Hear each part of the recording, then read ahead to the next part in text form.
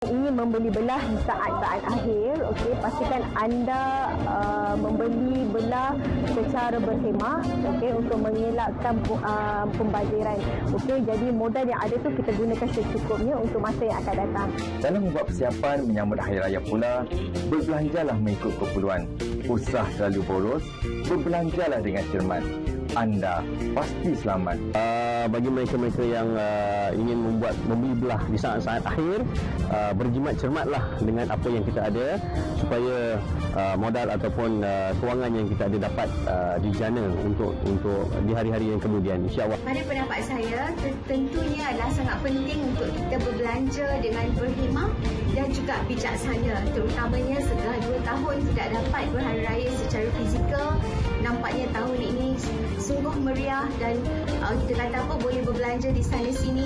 Namun begitu, perbelanjaan yang baik adalah perbelanjaan yang mengikut keperluan dan bukanlah mengikut hawa nafsu. Kerana sesungguhnya selepas hari raya kita akan teruskan kehidupan kita seperti biasa. Jadi belanja berhemah dan belanja yang bijaksana mampu memastikan kelestarian kewangan bagi setiap keluarga hari raya dan juga selepas raya. Itu dia antara pendapat yang dapat kita dengar daripada masyarakat mengenai perbelanjaan ketika berhari raya. Jadi belanja dengan bijak merupakan satu, orang kata, frasa yang sering kita dengar lah, terutamanya apabila kita berada di hujung Ramadan, kita nak masuk Syawal. Jadi untuk kita panjangkan perbincangan mengenai perkara ini, saya sangat berbesar hati untuk bersama dengan Profesor Madya Dr. Nur Adli Rizwan Shah Muhammad Dali, iaitu Timbalan Presiden Persatuan Kaki Tangan Akademik USIM, Fakulti Ekonomi dan Muamalat, Universiti Sains Islam Malaysia USIM. Assalamualaikum, Doktor. Waalaikumsalam. Alhamdulillah saya sihat, Doktor. Beberapa hari lagi kita nak berhari raya. Mungkin musim perayaan ini merupakan musim masyarakat berbelanja, Doktor. Jadi dalam keadaan ini, bagaimana dalam situasi ini? Kita di hujung-hujung ini kadang-kadang kita berbelanja mengikut nafsu. Macam mana kita nak bezakan antara keperluan dan juga kemahuan ataupun kehendak kita, Doktor? Itulah kalau kita cerita pasal Ramadan. Ramadan ni adalah satu bulan yang kita cuba untuk berdisiplin, mengawal nafsu dan sebagainya kan. Tapi bila kita nak sampai kepada Syawal ni, okay, kadang-kadang kita punya didikan kita selama sebulan tu macam tak jadi seperti yang sepatutnya lah. Jadi dalam konteks ni ada yang berbelanja dengan tanpa berhemah dan sebagainya, boros seperti yang tadi yang diberitahu oleh masyarakat tadi kan. Dan dalam konteks ini kita sekian soalan yang Rizwan bagi tahu tadi, apakah kita, macam mana kita nak bezakan antara kehendak dan juga keperluan.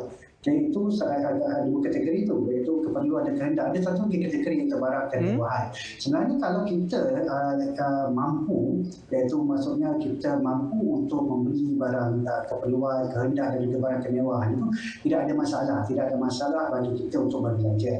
Tetapi apabila kita tidak mampu dan tidak, maksudnya belanja dengan berhemah dan belanja dengan melebihi daripada kemampuan kita, maka kita akan mengalami kesusahan di masa datang.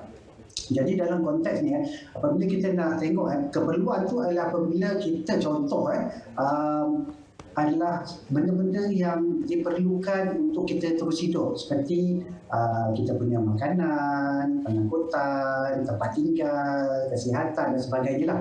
Jadi kalau kita nak lihat belanja di hari raya ni, dia adalah satu perbelanjaan yang mana kita belanja untuk membeli baju baru dan sebagainya kan.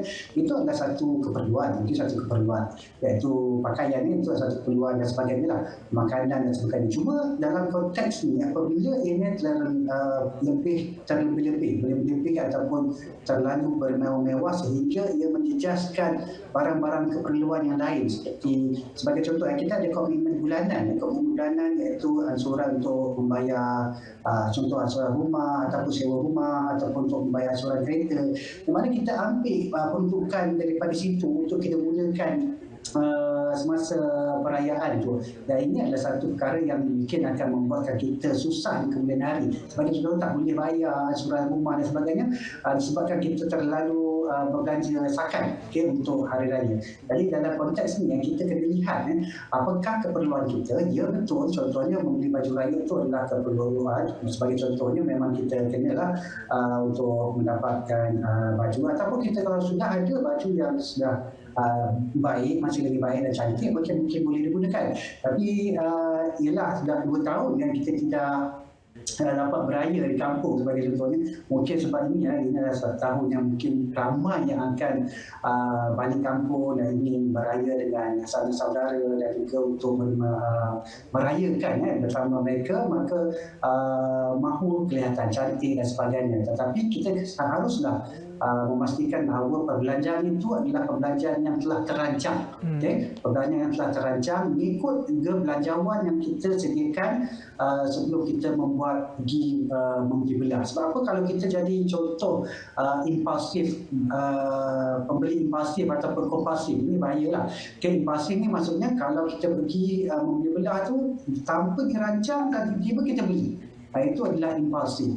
Dan kalau kompulsif tu memang dia sentiasa membeli, dah jadi macam satu ketagihan dia untuk membeli. Walaupun bukan raya pun dia membeli juga. Dan ini yang saya nak katakan tadi Rizwan, bahawa kita perlu lihat keutamaan kita sebab sebenarnya raya tu yang kita lah sepatutnya sehari saja.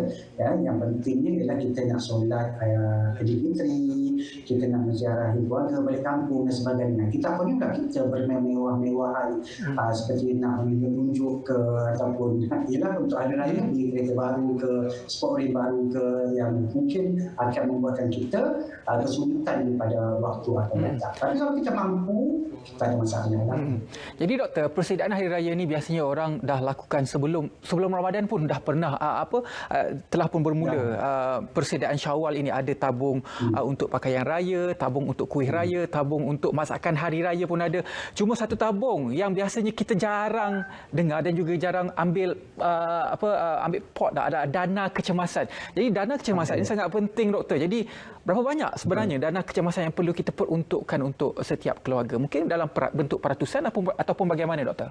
Okey, kalau kita lihat dana kecemasan ni adalah sekurang-kurangnya 3 bulan, okey, daripada gaji kita.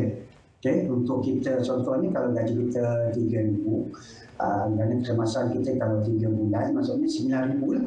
RM9,000 yang perlu kita simpan untuk kita menangani apa-apa masalah kalau tiba-tiba mendatang. Yang apabila kita tidak dapat ada dana kecemasan atau tidak boleh meneruskan kehidupan, apabila berlaku sesuatu seperti diberhentikan kerja ke, ataupun dapat kurang sikit overtime ke dan sebagainya, maka kita boleh dikategorikan sebagai golongan yang mempunyai ketidaktentuan kewangan, ataupun dalam dengan istilah financial vulnerability, iaitu kita tak boleh nak meneruskan kehidupan apabila berlaku sesuatu kecemasan. Okay? Contoh tadi lah kita kerja ataupun kita ditimpa kemalangan atau sakit dan sebagainya. Dalam konteks ini 3 bulan yang sebaik-baiknya, tapi kalau lagi baik kita kena ada 6 bulan. Sebab apa? Sebagai contohnya masa COVID-19 itu kita mengalami satu fasa yang sangat lama, sangat panjang, iaitu selama 2 tahun. Jadi walaupun kita ada yang setengah tu dah kumpul selama 6 bulan, tetapi tidak dapat untuk menampung selama untuk 2 tahun. Tapi disebabkan boleh moratorium, disebabkan boleh moratorium 2 kali dan juga bantuan yang diberikan kerajaan, dapatlah memberikan bantuan pada waktu tersebut. Jadi doktor, salah satu budaya yang kita bawa juga pada hari raya pada dulu sampai sekarang adalah budaya duit raya. Kalau dulu mungkin pada zaman saya kecil 2 sen, 3 sen, 5 sen, lepas tu meningkat ke RM1. Cuma pada zaman sekarang seolah-olah dia menjadi satu perkara wajib untuk kita. Cuma dulu RM1, tapi sekarang kalau kita nak bagi RM1 rasa tak sampai hatilah, letaklah juga RM5. Walaupun setengah orang tidak mampu untuk memberikan RM5, tetapi di atas desakan budaya itu wujudnya perasaan itu. Apa pendapat doktor? Okey, kalau kita dalam konteks ni yang penting sekali lah untuk bagi duit raya tu yang kita bagi keluarga terdekat kita lah. Sebagai contoh ni kita bagilah isteri kita dulu kan, kita bagilah anak-anak kita dulu. dan sebagainya. Sebab mereka ni yang paling dekat dengan kita. Sebagai contoh ni, isteri kita tu lah yang mendirikan wadah untuk berbuka puasa setiap petang, bersahur dan sebagainya. Apa salah ni kita bagi untuk mereka dahulu. Okay? Kemudian barulah kita boleh bagi kepada yang lain lah, anak-anak rakan dan sebagainya lah. Tapi dalam konteks kita nak bagi berapa tu, pertama sekali ialah bergantung kepada kita punya kemampuan. Okay? Kalau kita rasa kita tak mampu, kan, kita boleh bagi sedikit pun tak ada masalah. Tapi yang paling penting sekali, kita sepatutnya budaya kita lah, kita sepatutnya banyak bersedekah pada bulan Ramadan sekarang ni. Dan sekarang ni sepatutnya kita banyak mengeluarkan infak dan juga bersedekah kepada anak yatim, pada masjid-masjid dan sebagainya. Dan ini adalah waktu-waktu yang sangat-sangat afdal untuk kita bersedekah. Dan bukannya di waktu hari raya. Dan tapi bahkan hari raya itu kita maksudnya kita mahu memastikan bahawa anak-anak bergembira. Kita dapat sambut raya tu kan semua kan happy je kan. Dan ia digalakkanlah untuk kita memberikan, tapi berdasarkan kepada kita punya kemampuan. Dan kita juga sebagai ibu bapa juga kena didik anak-anak kita ni. Jangan maksudnya kalau time hari raya tu bila dapat hari raya buka kat depan orang yang bagi tu semua kan. Dan kita elakkanlah untuk buat macam tu. Dan apabila menerima tu, kalau dapat 50 sen ke, dapat RM1 ke, dapat RM5 ke, maksudnya bersyukur dengan apa yang ada. Bersyukur dengan apa yang ada. Bukan jadi, kalau boleh kita jangan jadikanlah, maksudnya kita cakap dengan masa hari raya Syawal tu, pergi rumah makcik ni kan, nanti dah minta nak raya dengan dia. So kita jangan jadikan budaya lah kepada anak-anak kita. Sebab apa? Kerana kita tak tahu mungkin kita punya jiran tu dalam kesusahan dan sebagainya kan.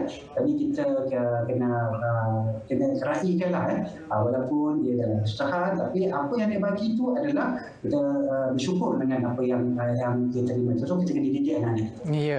Jadi kegembiraan Hari Raya pada tahun ini saya rasa dah jadi 2 kali ataupun 3 kali. Sebab apa? Baru-baru ini kerajaan telah pun meluluskan pengeluaran khas KWSP RM10,000 dan pembayaran telah pun bermula sejak minggu lepas lagi. Jadi adakah ini waktu yang tepat kerajaan membenarkan pengeluaran itu dan juga membayar RM10,000 itu di hujung musim Ramadan ini menjelang Syawal?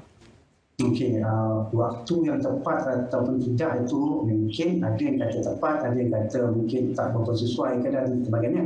Tapi kalau dalam konteks ni, siapa yang saya boleh berikan nasihat kepada yang terima duit KWSP itu adalah untuk menyelesaikan segala masalah-masalah, contohnya kalau hutang-hutang ke yang tertunggak, yang tak terbayar dan sebagainya, dan kemudian untuk memenuhi keperluan asas mana yang perlu kita patuhi penuhi, dan kemudian barulah kita boleh gunakannya untuk barang-barang hendak dan juga barang-barang mewah. Okay? Dan sebab apa? Kita duit KWSP ini sebenarnya adalah duit simpanan kita untuk hari tua. Jadi kalau kita gunakan dan kita gunakan ini tidak mengikut kepada keperluan dia, mana dia punya keperluan untuk dibelanjakan itu, maka ini akan merugikan kita lah. Tapi kata orang, duit itu duit kita sendiri kan, pulang kepada diri masing-masing. Tepuklah dada tepuk dada, dan tanyalah iman. Ya, jadi dalam kita berbelanja dan juga membuat persediaan hari raya ini, mungkin duit RM10,000 itu ada yang kata tak apalah, tak payah gunalah duit RM10,000 untuk berbelanja pada hari raya. Kerana apa?